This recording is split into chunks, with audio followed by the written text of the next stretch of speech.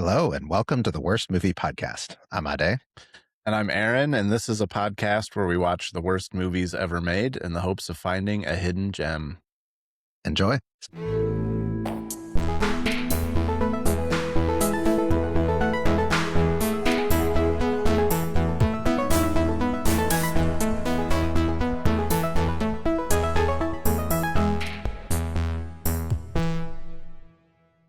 So, what have you been watching lately? Well, you and I watched one battle after another together. I'm so glad I waited for the big screen for that. Yeah. I loved it. Easily my favorite movie. We talked about it a couple episodes ago where F1 was my pick. But yeah, that one is definitely my favorite. I don't want to sound too snobby, but I'm glad that it didn't end with F1 being your favorite. I enjoyed F1. Don't get me wrong. I don't want to set expectations for one battle after another too high, but for those that haven't seen it, it's the rare, like, good movie, obviously Best Picture nominee, probably going to win Best Picture, but is also very just enjoyable. It doesn't feel like work. It's not snobby or stuffy. It's like funny, and it has better, I think, like better chase scenes than Mission Impossible. Like, it's just really easy to watch. It was way funnier than I thought it would be. I mean, at one part I laughed till I cried. My vision went blurry because I was out of breath. It was so funny. Yeah, I love that movie. It's a classic. Yeah, I agree. What about you? I just watched The Rip on Netflix with Ben Affleck and Matt Damon. Have you seen that yet? No. Yeah, it just came out. It's just straight to streaming movie. It's part of their one of their production company offerings, Artist Equity. So they produced it. They sold it to Netflix. They both star in it. So not a great movie, but just enjoyable. I'd give it 3 out of 5 stars.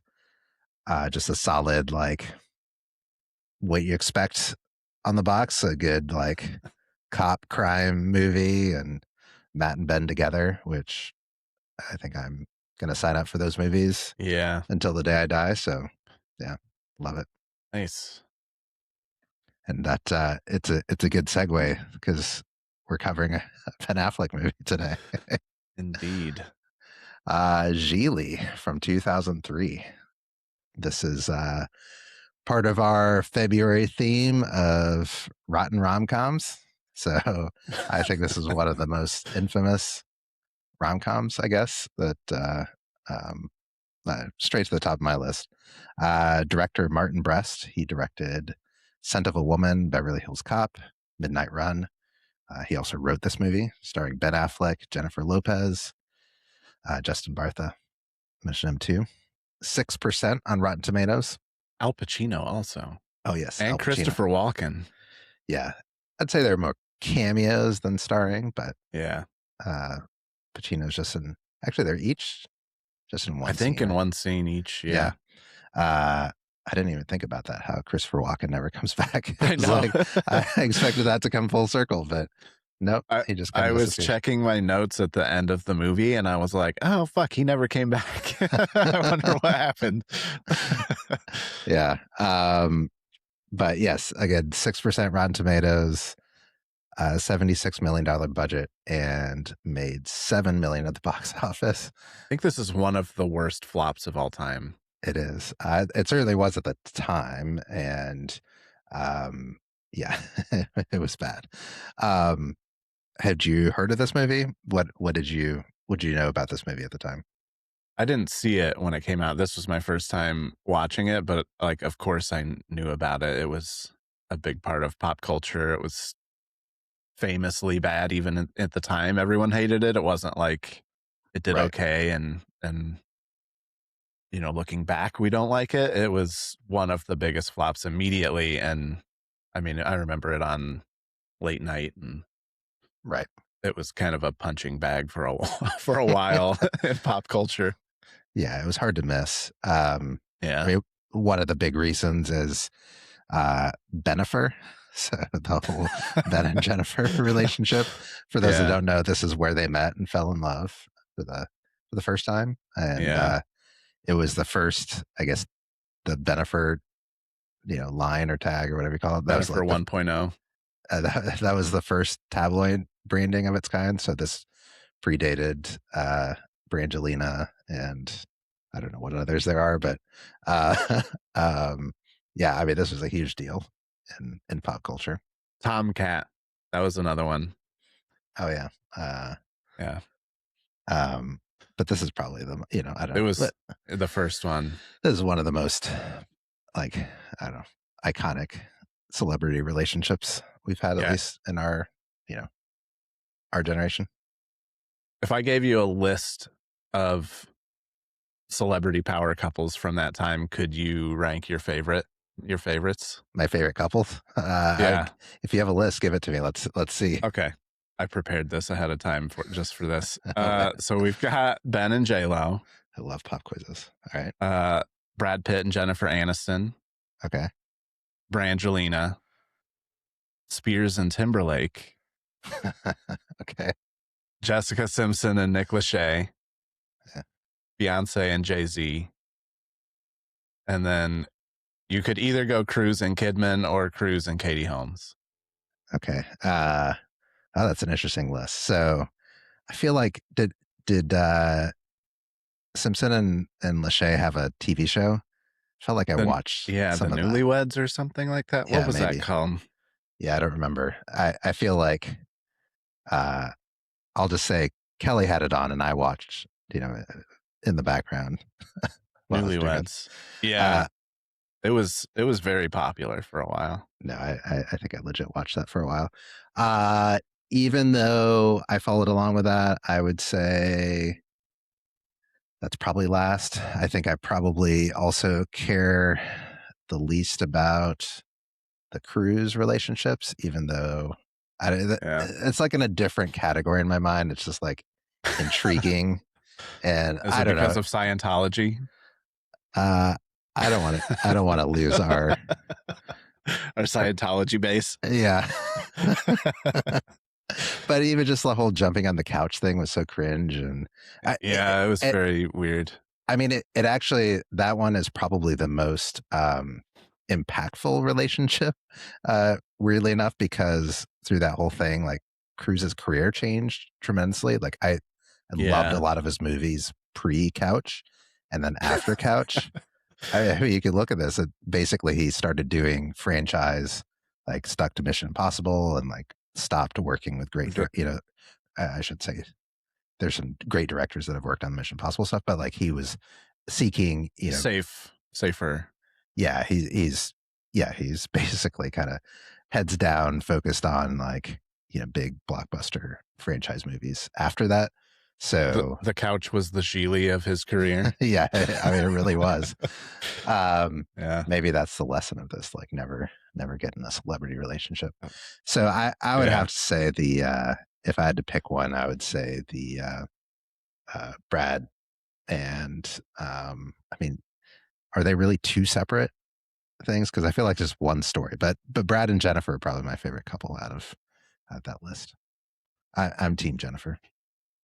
Oh yeah, I think everybody's team Jennifer morally. Well, I don't know. I feel like I know a lot of people who if they had to pick between the two, they would pick Angelina.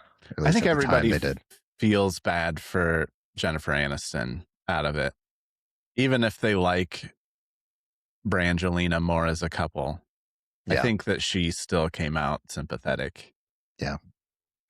I do have to give a special nod to Ben and J-Lo because they got together, and I know they broke up pretty quickly again, but that's kind of a sweet story. Maybe it's not over. Maybe there'll be a third go around. So they're destined to ruin each other's lives. Yeah. I mean, we kind of nodded to this already, but this movie, I mean, it's crazy to kind of read back and like look at it in the timeline of all the stuff that happened. I don't think I was as conscious of it as it was occurring, but just how the negative reaction to this movie basically pushed Ben Affleck into directing. And I mean, he was one of the biggest movie stars on the planet at the time. And so it's Yeah. crazy to think that he basically quit acting for a while. And then the director, I mean, he was just a few years removed from being nominated for Best Director at the Oscars, and For Son of a Woman? yeah, Or for what was Son of a yeah. Woman, which I think was also nominated for Best Picture. Great movie.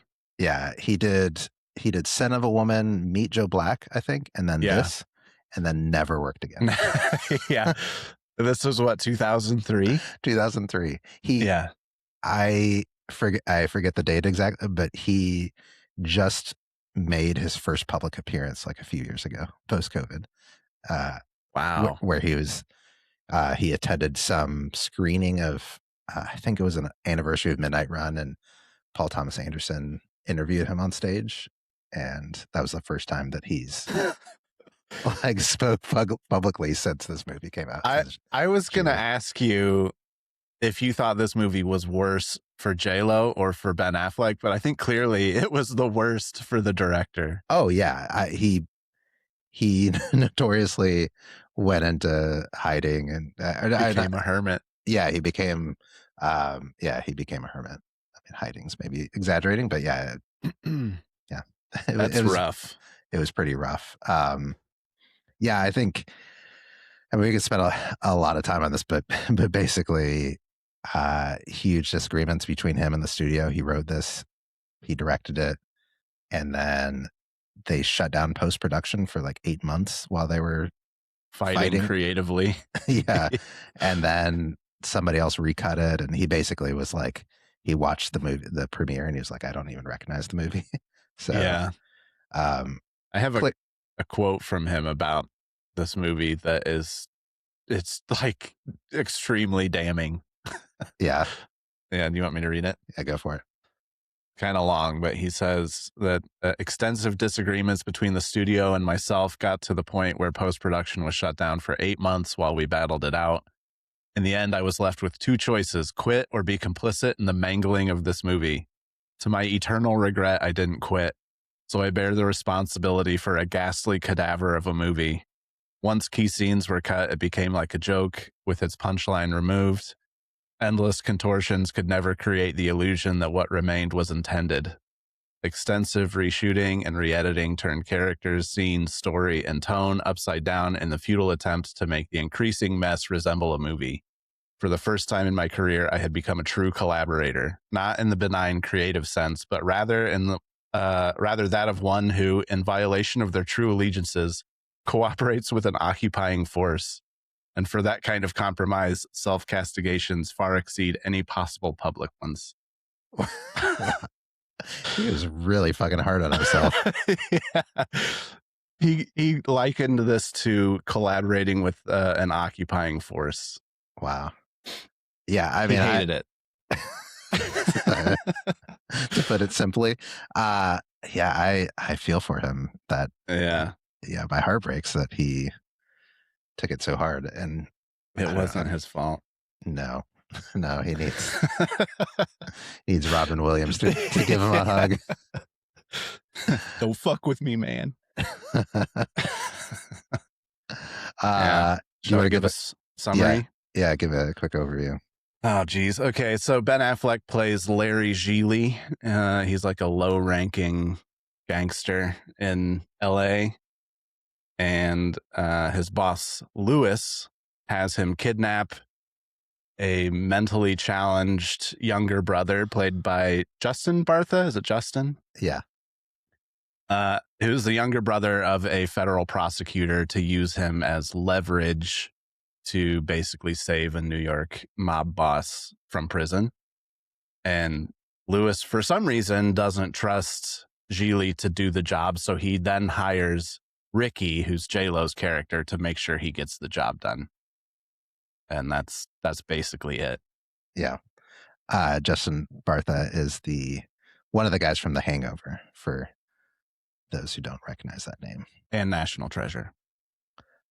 Yes, I don't remember that movie as well. But by the way,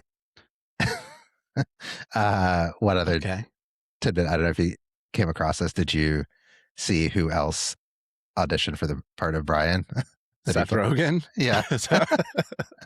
Yeah. He said he deeply regretted doing so. He said if his audition tape got out, it would end his career.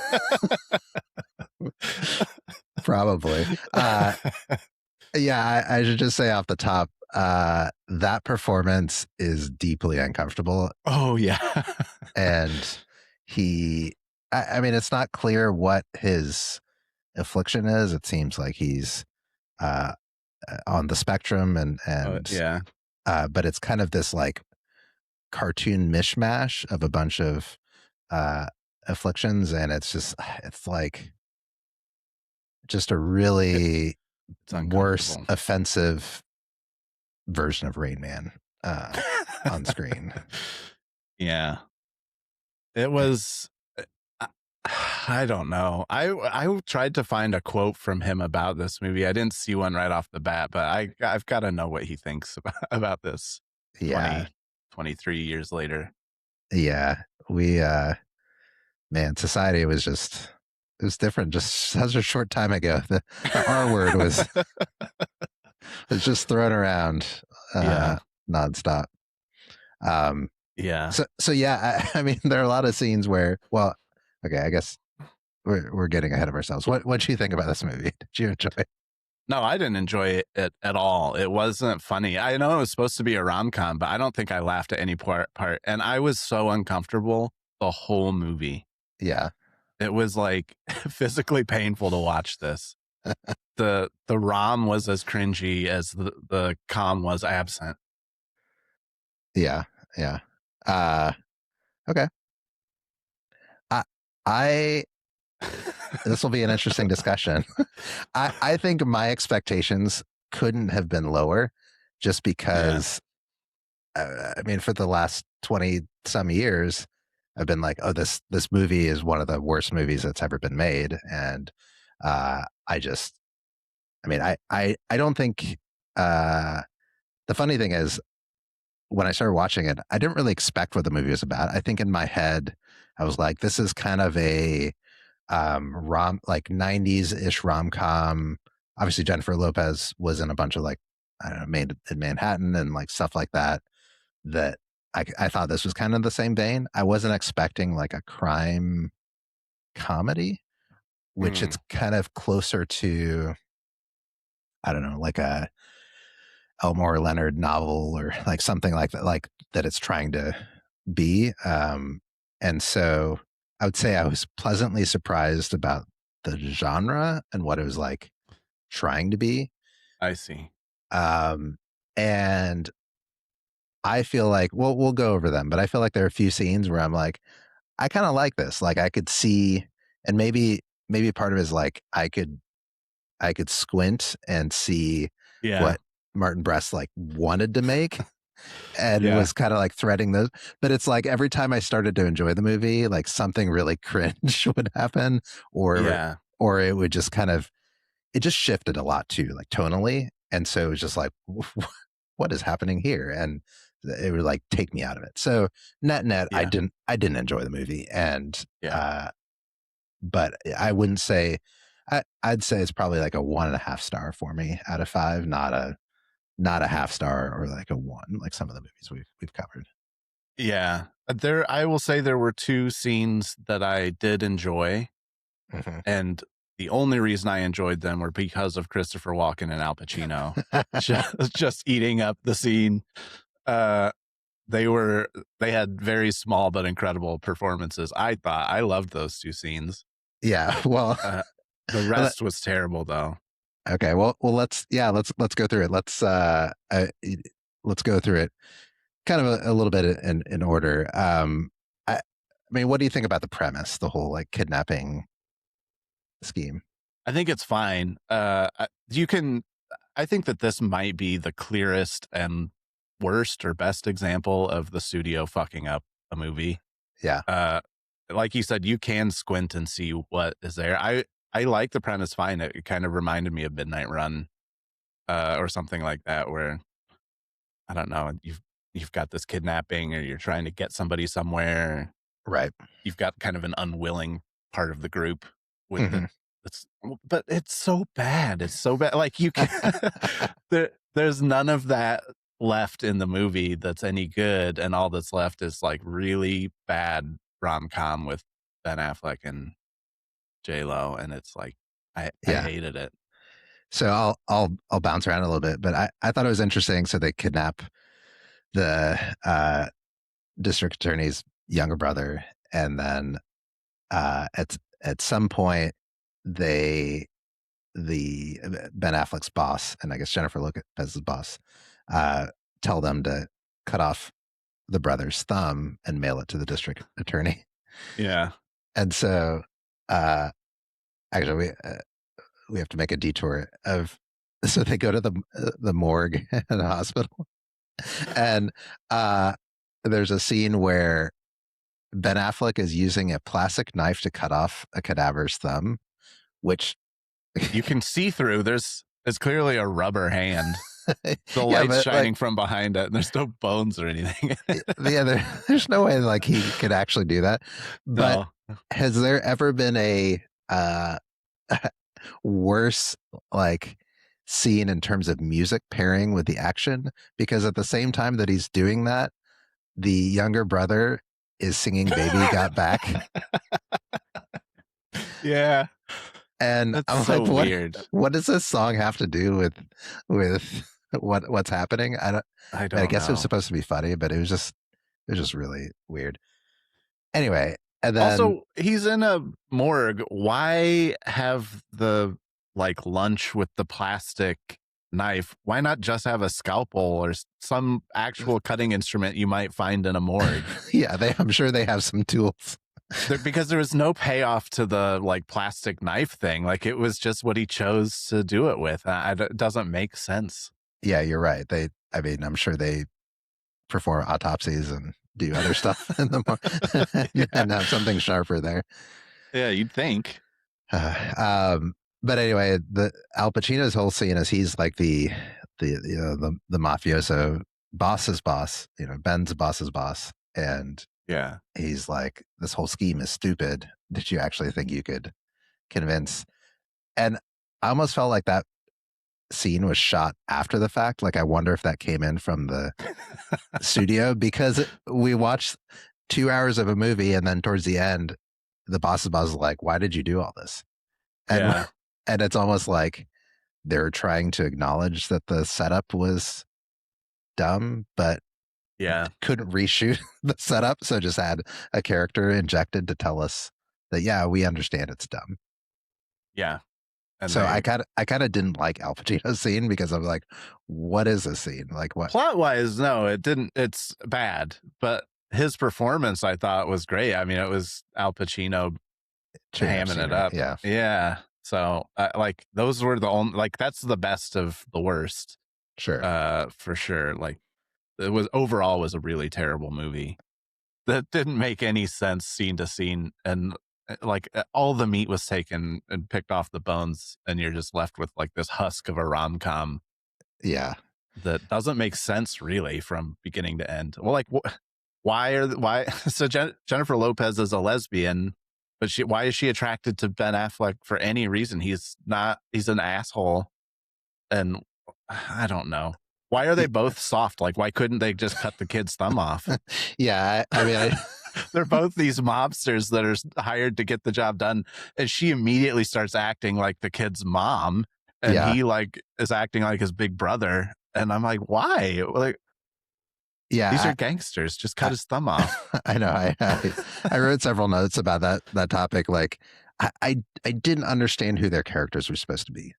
Like, I think they were. Let me ask, do you think, I think they were both miscast as thugs? Maybe.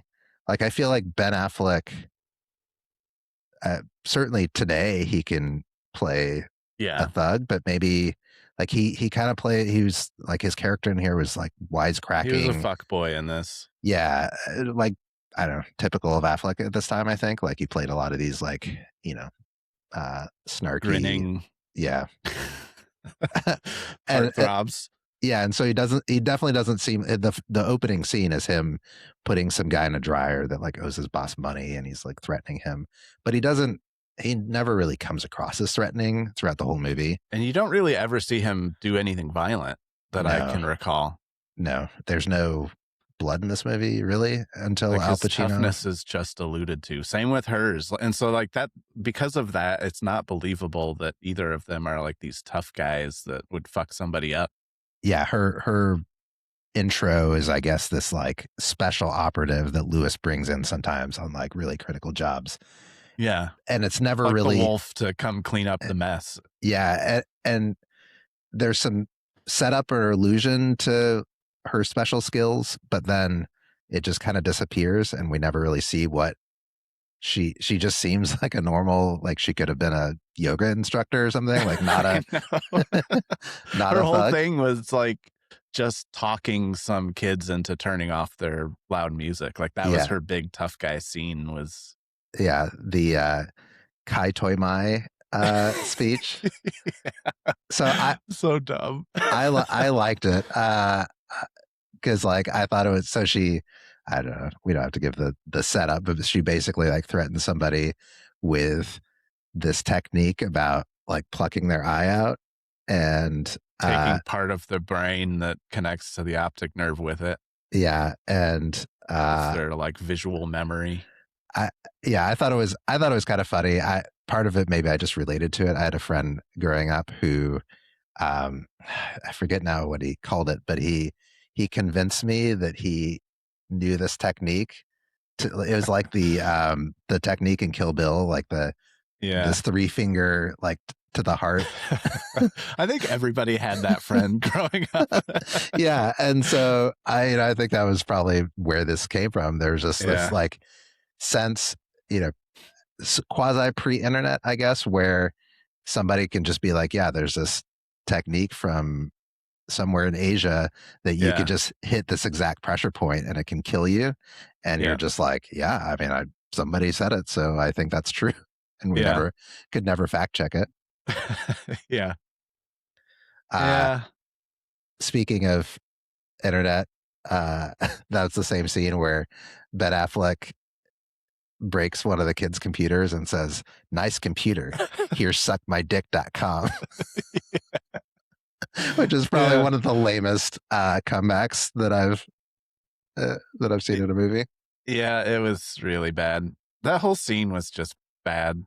Yeah. Like they turned the music off, so why is he like coming over and fucking their laptop up? I mean, he just straight up cracked their laptop open. Probably at the time like a $3,000 laptop, and walks away. Like, did you go to suckmydick.com? No. No.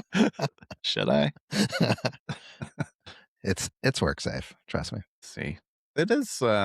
Wait. Don't click anything else. Not secure. It's just a landing page. I think it's waiting for somebody to buy it and to snatch that up. Yeah.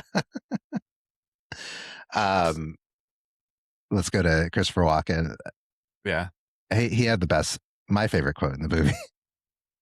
It's such a Christopher Walken performance where he just plays what you picture when you picture Christopher Walken in this kind of movie. He's like he's a cop, like a detective or something, right? Yeah. But I had to rewind this several times to understand what he was saying. And I'll just read the quote. "Man, you know what I'd love to do right now? Go down to Marie Callender's, get me a big bowl, pie, some ice cream on it. Good.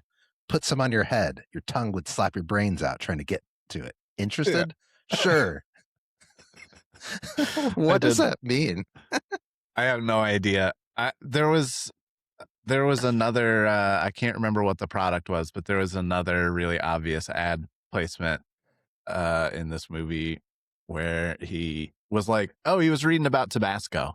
He was literally reading the label of the Tabasco about how great it is and zesty.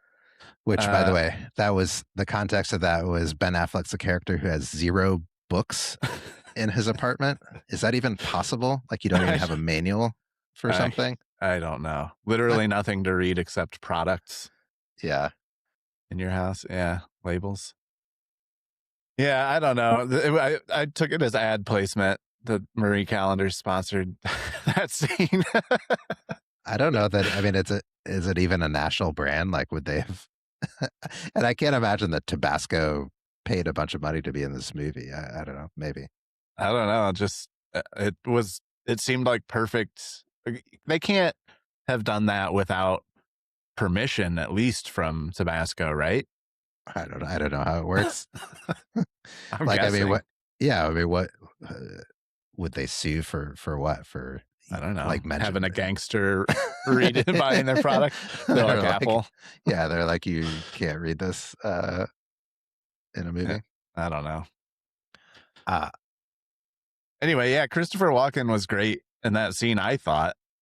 But it was very strange. He was a weird character. He came in and was looking for the person they had kidnapped. Which, why would you let a cop, if you're a gangster, why would you just open the door for a cop to come walk into your apartment when, like, meet them outside? I feel like even anybody with a basic knowledge of the law would be like, don't just welcome a cop in unless he's got a warrant. I expected him to come back because it seemed like they had a relationship. It seemed like he knew him. So I don't know if he was a like a rat working with a cop, or they had some history. Yeah. So I don't think you would invite him in otherwise. Yeah, that's what I expected, but it was never explained. But if you definitely have somebody who's kidnapped in your house, you probably shouldn't invite the detective in. Especially somebody who is very unpredictable in his actions, let's say. Yeah. Yeah, a lot of stuff didn't make sense and got just dropped and thrown by the side. Yeah, he did this scene where he was in there looking for him, and he seemed really suspicious, like he knew he had him in there, and he was onto him, and then we never see him again. He's just gone. Not even mentioned. They didn't even like wrap that up in any way. Anything that you liked about the movie? I don't think so. I can't think of anything. Like, if you say something, my memory might be refreshed, but I literally fell asleep watching this movie and had to finish it the next day. Yeah. It was so boring. It was really boring to me. There was very little plot to this. Yeah, there were long stretches that it was. I watched the last 30 minutes with Kelly, and I forget exactly what she said, but I'm like, this is the longest ending ever. There were like several points where you thought it was over, and then it kept like continuing, and it's just like all this slow, soft music, in the background, trying to make you feel emotional about the relationship, and like the relationship with Ben and the guy he kidnapped and all that. But yeah, it was. But I thought there was, again, these aren't like. Let me be clear. I'm not revisiting this movie anytime ever. You love this movie. Yeah. I mean, okay. I should say, especially during this time, I was a huge Ben Affleck fan. And so maybe some of it is just me like liking him and like reliving those moments that I enjoyed in other movies. But like, for example, it was super corny in this movie, and I'm not going to defend the script. Yeah. But so we've touched on the setup. So basically Ben has kidnapped this guy, taken him to his apartment, which I don't know why he's keeping him at his apartment in general. Anyway, like again, it just underscores that like I don't really understand what his job is as a thug. It doesn't seem like he's very good at his job or has done this before. Like it's not. I feel like if you have a criminal enterprise, this seems like loosely like mafia, I guess. I don't know. Al Pacino seems like I mean, it's hard not to be like, this is the Godfather, right? Like that's how. Yeah, he flies in from New York and he's the boss. Like he seems like a mafia thing, and and Ben Affleck is dressed like a Italian mobster in New York. The whole movie, he's got the slick back hair and everything. Yeah, so you're like, this is Michael Corleone, and this is supposed to be the Louis Ben Affleck's boss is supposed to be the like underboss of LA or whatever, and like Yeah. He's the Ben's his capo right or hand man something. or whatever. But like they don't have a a warehouse they can take this guy. They don't have like anyway. He's just like Yeah. at his apartment, and There's no just, safe house at all that they can just hole up in while they wait for Yeah. this it makes no to sense. play out. And then Jennifer Lopez is there to watch Ben because he doesn't. And it's like I don't know. Every mafia movie you watch, it's like if you don't trust your number two guy to like Yeah, why did he put him on the job at all if he immediately before the job even starts is like, I need to hire somebody else to watch him? and why didn't since we're talking about it, why didn't Lewis be more hands-on? Like this was like the most important thing to him. Yeah. And it wasn't clear what he was doing. It keeps cutting to him like having lunch out like on Yeah.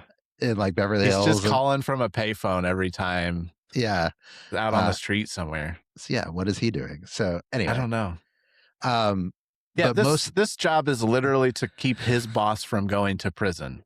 This is like the most important thing that could be on his plate, and he hands it off to a guy he doesn't trust. And then this contractor that I don't know. Anyway, but most of the movie is the tension between, Jennifer Lopez looks amazing in this movie. Yeah, I mean, objectively, and Ben Affleck is instantly attracted to her, and she's like, I'm a lesbian. Yeah, no thanks. And because Ben Affleck only has one bed and no couch. well, no, they have a couch. Justin Barth is sleeping on the couch. Oh yeah, that's right. So they have to share a bed. So basically, the setup is Ben and Jennifer are sleeping in the same bed. Can they resist each other? Which he can't resist her, but can she resist him? And anyway, so this is all building up to the scene that I did like chuckle a little bit. It was so cheesy. But the first night he's in the bathroom, like talking to himself that scene in the mirror, and he's like giving some speech about, he's like, you're a bull, grab the horn, or I don't know what I didn't write down. Every relationship has a cow and a bull. Yeah, bull. And he's like flexing in the mirror, and like then he comes out in this robe and is like trying to act all sexy. Yeah, that did feel like they just let Ben Affleck improv in front of a mirror for a while, and I thought that it was fine. I liked that scene. Yeah, it was like classic, late 90s, early 2000s Ben Affleck that, I thought it was great. I also really liked the yoga scene where okay. you did not. No. No, I did not.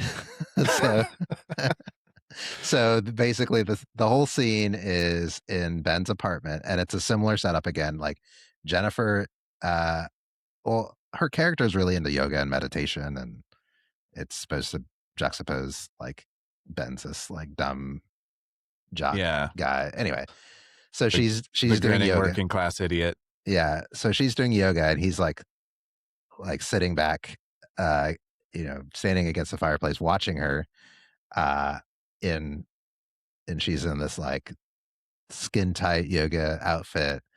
Yeah. And very probably like, this is probably the sexiest scene that you could have without seeing any skin. Yeah. And the dialogue is like very dated and super cheesy, where he's trying to convince her that, I guess not that this is a family friendly podcast, but I won't go verbatim, but like trying to like convert her to say that she really biologically needs to have sex with him. Yeah. And he's got the right equipment. Yeah. And she's rebutting him about, really the female equipment is more desirable than the male equipment. And at the end, he's like, "Yep, you're right. I'm totally sold." Because he's just staring at her as she's doing all these poses. I don't know. I thought it was kind obviously of both into women, so yeah, that's really a one-sided argument. Yeah, I don't know. I thought it was kind of funny. Yeah. I could barely make it through that scene. I was like, this is the cringiest dialogue I've ever seen. And their actual scene where they do hook up is even worse somehow. Yeah, well, I did chuckle a little bit at that scene because he's spent half the movie promising that he can fulfill all her sexual desires, and really what she needs is a man, yada yada yada. And then she finally gives in, and he's just like, by the way, I forget exactly what he says, but his demeanor's like, I was kind of bluffing before. Yeah, like, I was talking a big game. Yeah, he gets really intimidated. Yeah. But yeah, I mean the sex scene itself is cheesy and a nothing scene, but I don't know. Like I said, it's really more for me like the moments where Ben kind of gets to cook and act his goofy self. Yeah. The scene where they hook up had by far my least favorite line of dialogue. I think it's famously bad because I Googled it after this. I've seen other people talking about it. Do you remember it? Yeah, what's the line? She spreads her legs and says it's turkey time. Gobble, gobble. It's just about the worst flirting I've ever heard. Would anyone be into that? How could you deliver that line seriously? I don't know. I mean, I think they thought they were in a comedy, so I don't think it was supposed to be serious. Yeah. I mean, I didn't find any of it funny, so maybe it was supposed to be funny and it just didn't land. But I was like, this is like the opposite of the Jack and Jill podcast. Like, where you didn't hate it as much as I did. I mean, you don't hate this one as much as I did. Yeah, but I mean, you seem like you laughed a lot at that one. So you laughed at this movie? You actually laughed? I laughed at the robe stuff. Yeah. Like that's one scene. I laughed through almost all of Jack and Jill. I don't understand that at all. They're not the same. This movie is so much worse than Jack and Jill. I disagree. I don't like this as much as you like Jack and Jill, but I would, if you gun to my head, I'd pick this one to rewatch. Jack and Jill, also Al Pacino. Yeah, Al Pacino showing up for a paycheck since 1973. Yeah. What did you think of J-Lo in this movie? I thought that her character was unconvincing as like a tough baddie because we didn't ever see it. You can't just talk a tough game the whole movie and never actually like demonstrate it. Right. She spent more time acting like Justin Bartha's mom than she did as like a tough fixer or whatever in a mob organization or a contract killer or whatever she's supposed to be. She's always talking about, I've done some bad stuff. But like, I think that the script in this movie was maybe the original script was fine, whatever the director wrote originally, but what came out was nonsense. Yeah. She was like, her character was just, both of their characters are unbelievable. Yeah. I should. I think she did the best with what she had. Yeah. Yeah. I have a few thoughts based on what you just said. I do think, and I wrote a note about this. Actually, Lopez was a way better actress in this than Affleck was an actor, I think. Affleck kind of seemed like, I mean, I don't know. It's hard to separate from, like you said, the bad script and like or at least like the unbelievable characters and the just tonal shifts and the bad plot. And so, yeah, but I kind of expected her to like show up as terrible in this, and she wasn't. I mean, I think she did better than anybody else in this movie. I think she's a fine actress. I've liked Made in Manhattan for what it is, and like I've seen movies with her in it that I'm like, she's fine in this. Like, not my favorite actress, or my favorite movies, but she's okay. Yeah, I think this was clearly a low point for Ben Affleck, though, and a turning point, thankfully. Yeah, and I think, I mean, some of it, like his character was such a terrible character. Like we've talked about, he's shitty at his job. He Yeah. he seems depressed, kind of. That's like, He talks a lot about how his life sucks and there's nothing to live for. yeah, he has, and it's just kind of like hinted at or like brought in briefly, and never like they never stay with it. But he has no friends, literally. Like he says, Yeah. he has nobody. And then to your point earlier, like if you saw this guy in real life, like he's supposedly this enforcer for the mob. He's bad at his job. He's like living in this shitty apartment with no books. Like he's not intellectually curious. He has like no culture. He's has Yeah. no friends, no life. Like why is But he's enough for a woman like J-Lo to switch sides. yeah. Um yeah, and based on something you just said, like I keep saying I can kind of squint and see the script that was intended, and like I, I do wonder how true that is. Some like when I'm saying that out loud, because I think there are two fundamental things in this movie that like aren't that don't age well, and I think actually were probably not aged well in 2003. And one was the fact that the whole core of this is like she's a lesbian, and the whole thing is like, can he change her mind and turn her Yeah. into There's a which Seinfeld about that too. I There's a mean, I think Seinfeld about everything. yeah, I mean, and it was like a somewhat of a trope back then, I guess, too, like Yeah. especially in the 90s. Um, Yeah. but that doesn't age well, and I think that's probably fundamental to the script. The other thing is just like making the Bertha character, uh, you know, mentally challenged. Like I just Yeah. there's so many awkward, uncomfortable spots in this movie. Like that had to have been core to the script too. I don't think that's something the studio added on. Like Yeah. I hope no executive was like, "Hey, it'd be great as we reshot this with," uh, He and had so too many scenes to reshoot the whole thing. I think that had to have been in there from the beginning.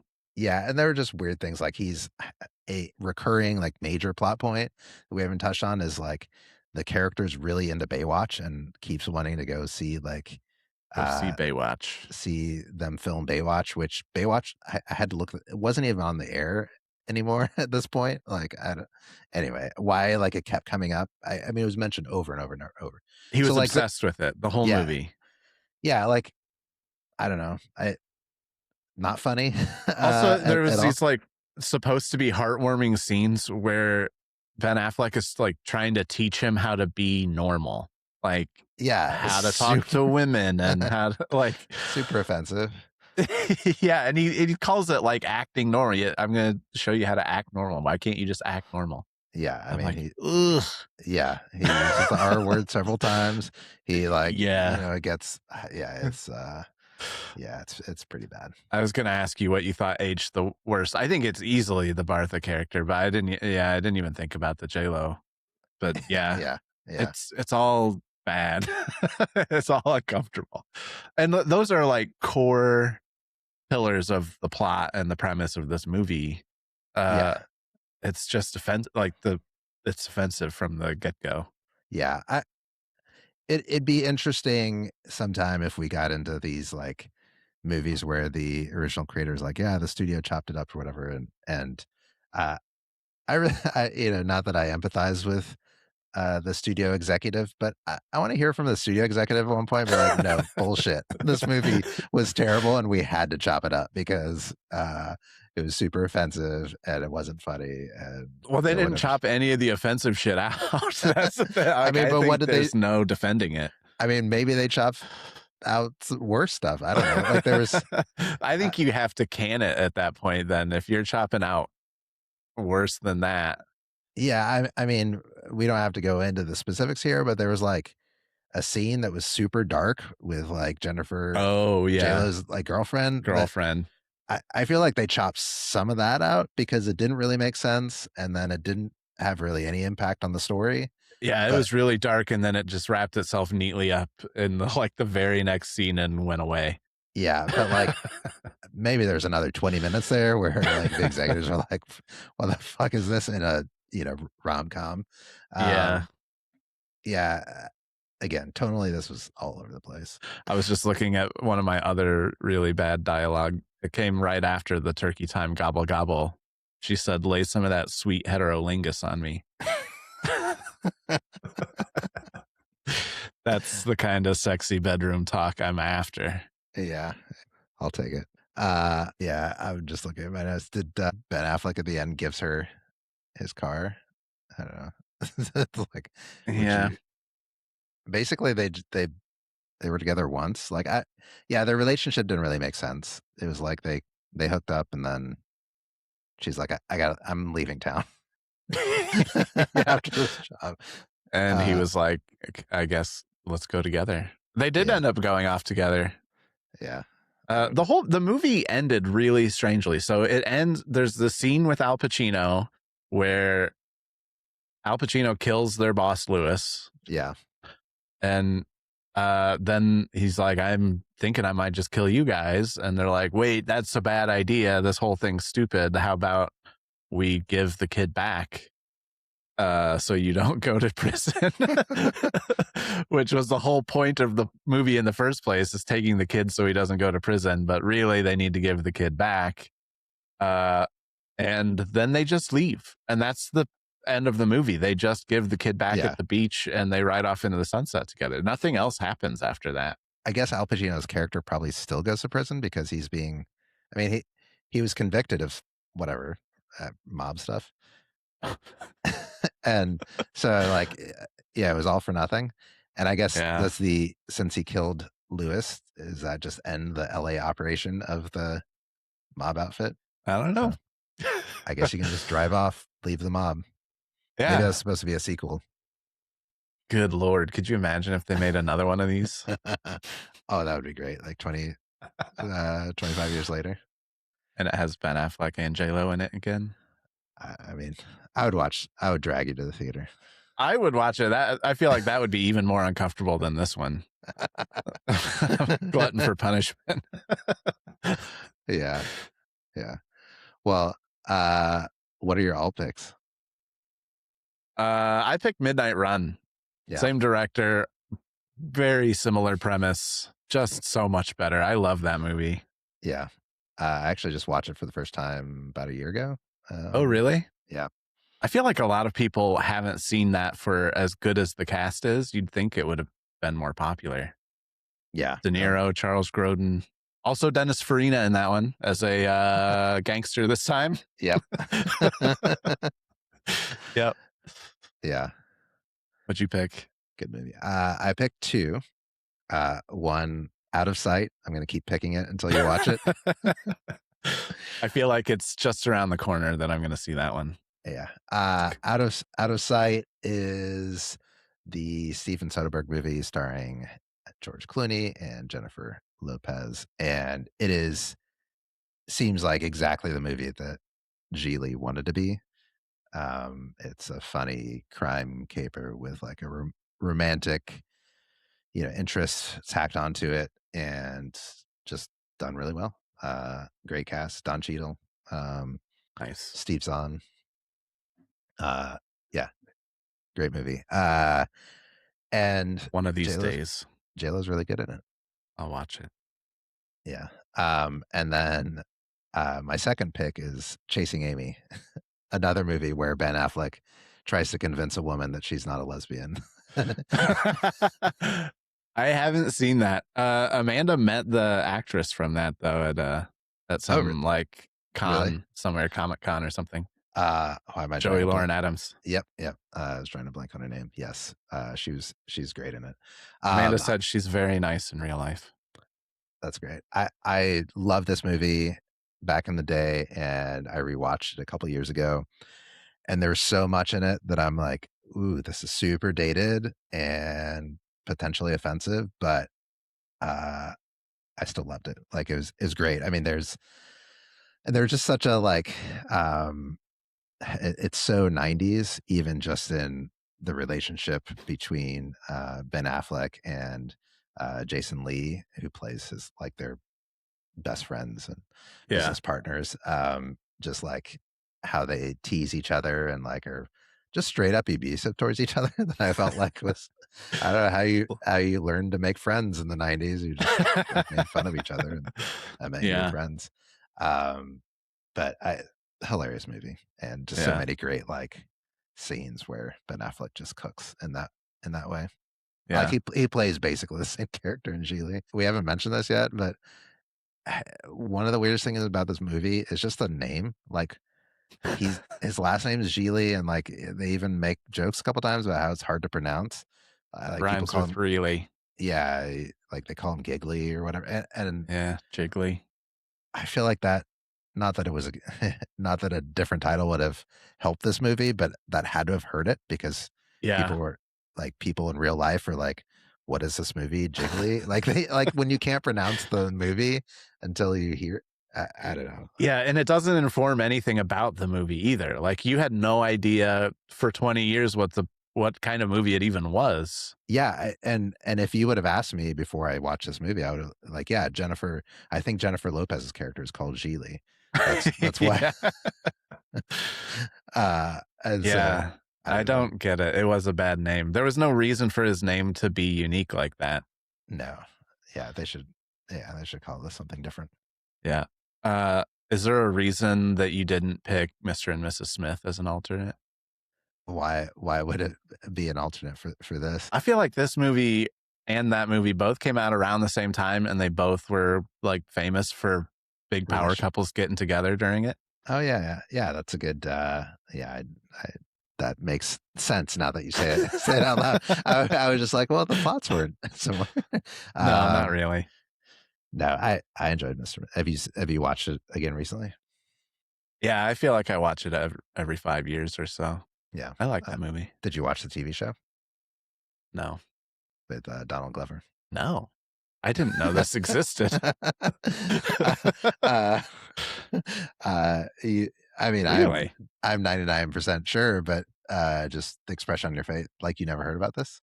They remade it where I don't even really know the premise. It's similar, but it's, I think, a lot more serious. I don't know. Interesting. I didn't know this existed at all. It's 90% fresh. Huh. Yeah.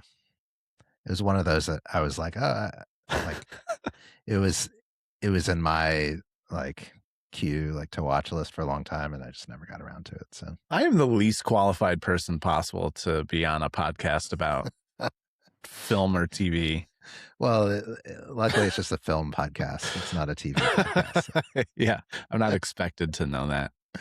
I'm not qualified at all either. That's why it's called the Worst Movie Podcast. Yeah. Well, anything else? That's it for me. All right. Well, hope you enjoyed. Sorry, we're so uninformed and uncharismatic and poorly spoken.